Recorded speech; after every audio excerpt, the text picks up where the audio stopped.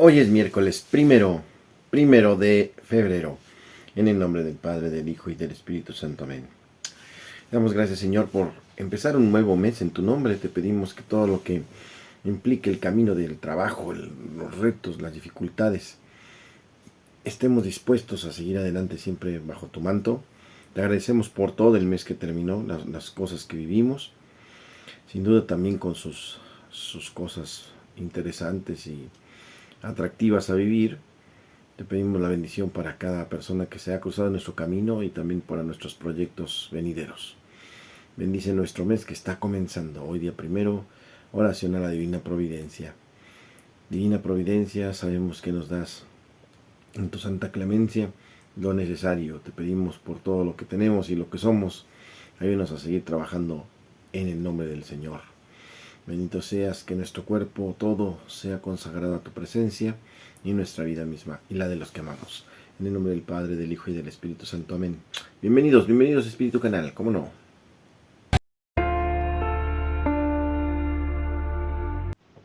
Lectura del Santo Evangelio según San Marcos capítulo 6, versos del 1 al 6. En aquel tiempo Jesús fue a su tierra en compañía de sus discípulos. Cuando llegó el sábado, se puso a enseñar en la sinagoga, y la multitud que lo escuchaba se preguntaba con asombro: ¿dónde aprendió este hombre tantas cosas? ¿De dónde le viene esa sabiduría y ese poder para hacer milagros? ¿Quién es este el carpintero, el hijo de María, el hermano de Santiago, José, Judas y Simón? ¿No viven aquí entre nosotros sus hermanas? Y estaban desconcertados. Pero Jesús les dijo: todos honran a un profeta menos los de su tierra, sus parientes y los de su casa. Y no pudo hacer allí ningún milagro, solo curó a algunos enfermos imponiéndoles las manos, y estaban extrañados de la incredulidad de aquella gente. Luego se fue a enseñar en los pueblos vecinos. Palabra del Señor. La manifestación de la incredulidad de la gente hacia Jesús en este Evangelio, vemos cómo no dan crédito que el hijo del carpintero pueda predicar. Se les hace tan extraño que una persona tan sencilla o humilde ahora tenga un conocimiento impresionante de tipo rabino. Es la envidia de los hombres, es la maldad y sobre todo la incredulidad de los hijos de Dios, que desafortunadamente no ven el rostro de Cristo, no ven su poder, no lo reconocen como Señor. Y esto pasa muchísimas veces. Hasta los mismos apóstoles se sorprenden de quién es su identidad. ¿Quién es este que hasta pues las tempestades calla? ¿Quién es este Señor, no?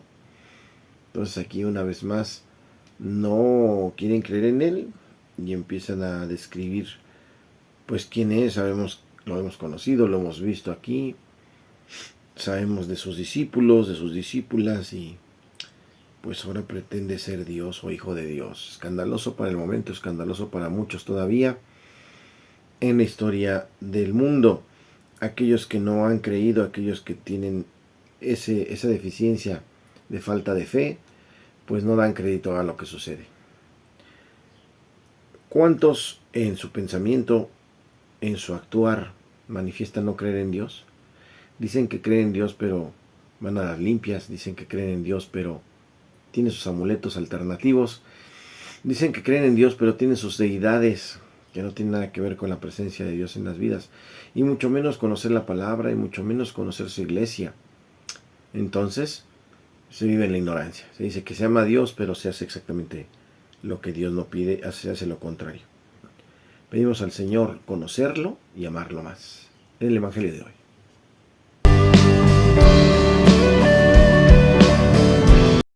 En el tema de hoy, la iglesia y la participación. Jesús es el signo principal de Dios, imagen del Dios invisible. Así lo llama San Pablo en Colosenses 1:15. Es Jesús el sacramento, el signo visible, primordial y radical del Padre. Y él así lo dijo: el que me ha visto a mí, ve al Padre. Ya el documento de Puebla nos recuerda: el hombre es un ser sacramental. A nivel religioso expresa sus relaciones con Dios en un conjunto de signos y símbolos. Dios igualmente los utiliza cuando se comunica con los hombres. La iglesia a su vez es el sacramento, el signo visible de Cristo, donde dos o más se reúnen en mi nombre, yo estoy con ellos, dice en Mateo 18:20. Puebla dice que la iglesia es una realidad humana formada por hombres limitados y pobres, pero penetrada por la insondable presencia y fuerza de Dios Trino, que es en ella lo que resplandece y convoca y salva. ¿Pero qué es la iglesia? Cuando nosotros oímos la palabra iglesia, tal vez lo primero que nos viene a la mente es el templo, el edificio material donde se congregan los cristianos por el culto y la devoción. Sin embargo, iglesia es una palabra de origen griego. Esto no debe extrañarnos, dado que el cristianismo nació y se desarrolló literalmente en el Mediterráneo, en un ambiente cultural netamente griego, aunque regido por el Imperio Romano, iglesia que viene de eclesía, que se traduce como asamblea o grupo. Esta palabra, a su vez, viene de ekaleo, llamar hacia sí, convocar. Iglesia es pues un grupo reunido porque escuchó la invitación de alguien con una finalidad determinada. En nuestro caso, el que nos ha invitado es Cristo mismo para comunicarnos la vida de Dios. Así pues, no nos hemos reunido ni por casualidad ni por conveniencia mutua. No es una simple convención, nos ha reunido y debemos ser muy fieles a Él y a la finalidad para la que nos ha llamado, para la que nos ha convocado. Pero este grupo no es un amorío simple, no es una agrupación de seres humanos reunidos bajo un mismo techo y entre cuatro paredes. No es ese tipo, sino más bien va más allá. Es una organización. ¿Y cómo es esta organización? No es desde luego piramidal como nuestras antiguas pirámides prehispánicas, una serie de basamientos escalonados en el que cada uno soporta al inmediato superior. Tampoco tiene una estructura lineal horizontal como un chorizo, una serie de elementos iguales, meramente yuxtapuestos. Su estructura es orgánica, como un árbol, Juan 15:5, como un edificio, Efesios 2:20 al 22, o como el cuerpo humano. En cada uno de los tres ejemplos hay dentro de la unidad total un gran signo de variedad de elementos componentes, cada uno con un trabajo objetivo especial, están unidos mutuamente y tienen un fin único. En las tres comparaciones bíblicas se destaca inmediatamente el papel céntrico y capital de Cristo.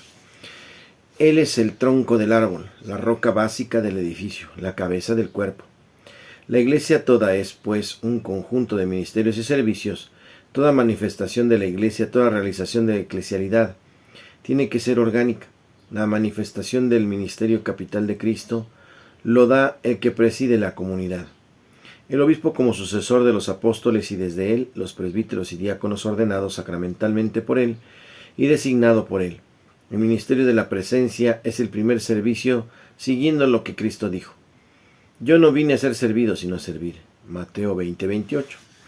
En comunión con la cabeza y al servicio de la comunidad hay otros muchos servicios, al servicio de la recepción y del orden, el servicio tan importante y exigente del canto, director instrumentalista y coros, y en especial el salmista, el ministerio tan delicado de las palabras, los lectores en monitores, el ministerio del servicio al altar, los acólitos, el ministerio de la recolección de las ofrendas, el ministerio callado, pero imprescindible del sacristán.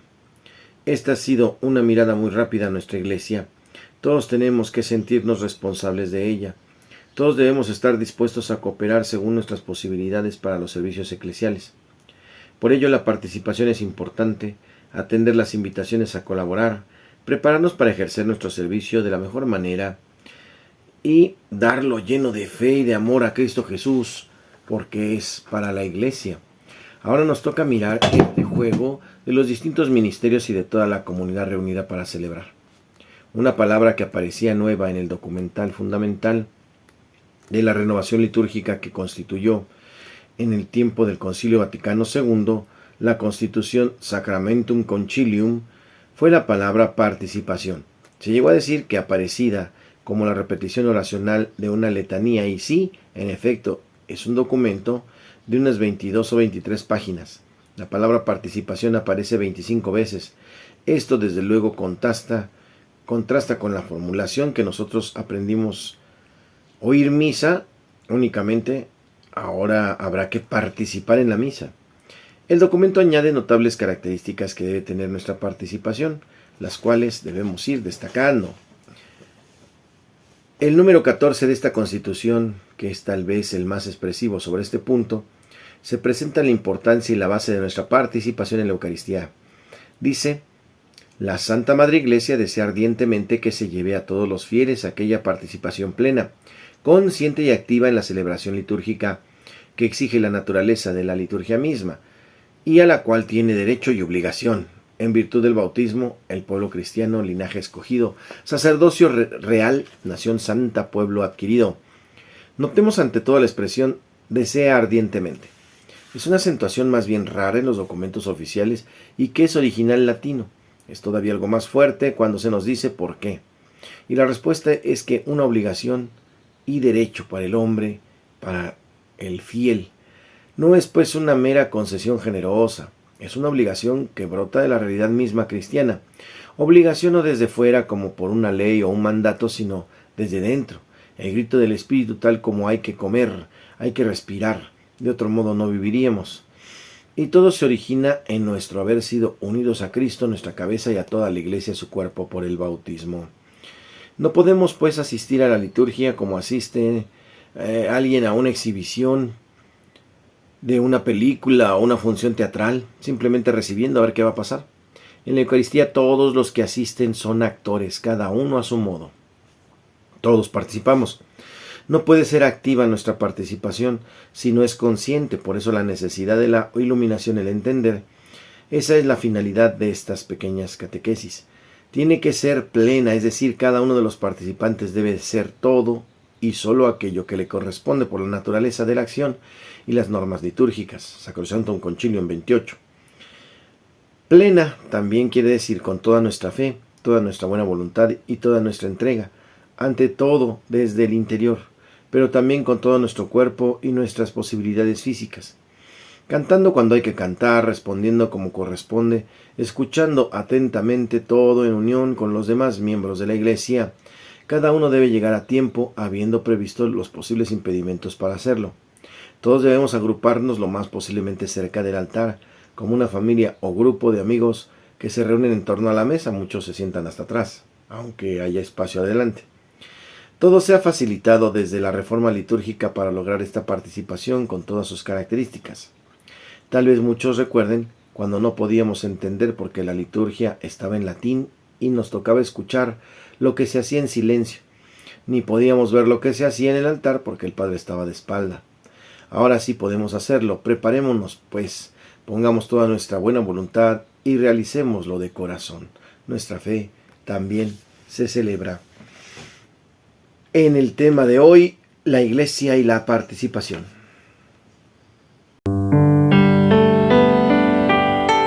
En Santos y Conversos hoy celebramos a San Cecilio, primer obispo de Granada. En Hispania Meridional, conmemoración de San Cecilio, obispo de Liberis, hoy Elvira, Granada.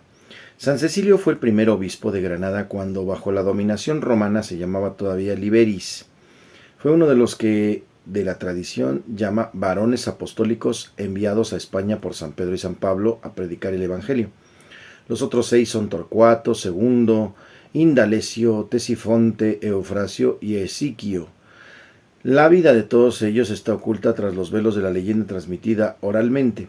Se sabe a ciencia cierta que San Cecilio fue obispo de Liberis, que escribió algunos tratados para instrucción de los fieles y que sufrió martirio bajo la dominación de Nerón, supuestamente quemado en el monte Lipolitano.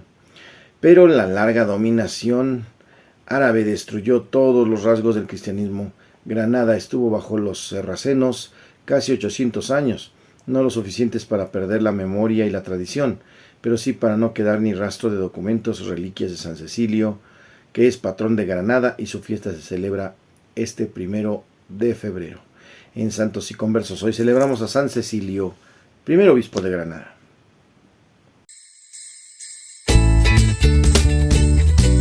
La rola del alma es Quiero vivir en santidad, de el grupo Misericordia. Vamos a escucharlo con atención. Vivo yo, es Cristo quien vive en mí. Queremos, Señor, vivir el camino de la santidad y aceptar esa tu invitación a ser santos. ¿Cuál es el deporte, en el chiste, cuál es el deporte favorito de las salchichas? El fútbol. Señor Jesús. En Curiosidades de la Iglesia Católica, ¿qué quiere decir que Dios es la verdad? Dios es luz y en él no hay tinieblas. Su palabra es verdad y su ley es verdad. Jesús mismo responde de la verdad de Dios cuando confiesa ante Pilato: para esto he nacido y he venido al mundo para dar testimonio de la verdad. No puede someterse a Dios a ningún proceso de prueba, puesto que la ciencia no puede convertirlo en objeto de verificación. Sin embargo, Dios mismo se somete a un proceso de prueba. Sui generis.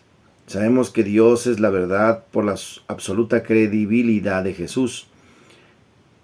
Él es el camino, la verdad y la vida. Esto lo puede descubrir y experimentar toda persona que se comprometa con Él. Si Dios no fuera verdadero, la fe y la razón no podrían entablar un diálogo recíproco. Pero una comunicación es posible porque Dios es la verdad y la verdad es divina. Ante todo, es importante decir que el amor de Dios es real y es verdadero en su presencia en el mundo. Damos gracias al Señor porque Él es santo y Él es bueno.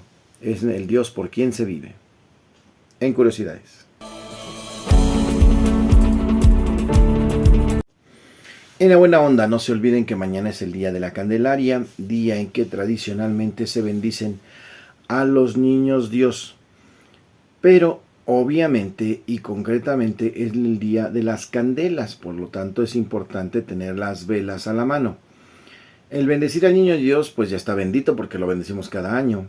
Es ese signo de reconocer que se presenta el niño Dios en el Evangelio, se presenta en el altar, ¿verdad?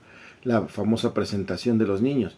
Jesús fue presentado al templo por sus papás y se ofreció lo necesario para el culto que ellos profesaban. Y es verdad que José y María pues respetan su ley, respetan su religión, y Jesús mismo lo hace en muchos momentos, nos enseña a hacerlo también. Es importante en esta tradición, pues, no disfrazar al niño Jesús, es importante. Es nada más vestirlo. O sea, Jesús no lo disfraces ni de San Miguel Arcángel, porque no es San Miguel Arcángel, no es San Francisco de Asís, Jesús no es San Charbel, Jesús no es San Judas Tadeo, Jesús no es un santo. Jesús es el Santísimo, o sea, es el Dios Todopoderoso, por lo tanto no hay que disfrazarlo, hay que vestirlo. ¿Vestirlo de qué? Pues de Jesús. ¿Cuáles son los atuendos correctos para este tiempo? Para la imagen del niño Jesús, pues Sagrado Corazón de Jesús, Señor de la Misericordia, Niño de las Palomitas, Niño de Atocha, el Buen Pastor, el Niño Médico, todas esas es correcto, todas esas están bien y hay muchas más, ¿verdad? Es importante informarnos sobre la presencia de Jesús. Jesús es Jesús nuestro Señor, el más importante, el Rey de Reyes, el Señor de Señores. Y pues hay que vestirlo, no disfrazarlo, y mucho menos de cosas paganas, porque me ha tocado ver cada cosa que disfrazan al niño Jesús de astronauta, de torero, de seminarista, de azteca, del papa, de futbolista, hasta de americanista. Y es lamentable, por favor. No podemos hacer ese sincretismo religioso, no es bueno mezclar las cosas. Ya hemos dicho, ni velas preparadas con cosas extrañas, porque eso es esoterismo y es falta de fe al Creador. Y lo otro que podría ser sacrilegio, entonces tenemos que cuidar la imagen del Señor. Nada de hacer bromas con la imagen de Cristo Jesús. El Señor, lo que representa para nosotros, tiene que ser algo de respeto porque es muy sagrado. Vamos entonces a vestir al niño Dios, no a disfrazarlo. Mañana las misas de bendición serán en Santa Lucía a las 6 y a las 8 de la noche. Y en Santa Polonia en el marco de la fiesta que está comenzando a las 5 y a las 7. Mañana nos vemos entonces en ambas parroquias.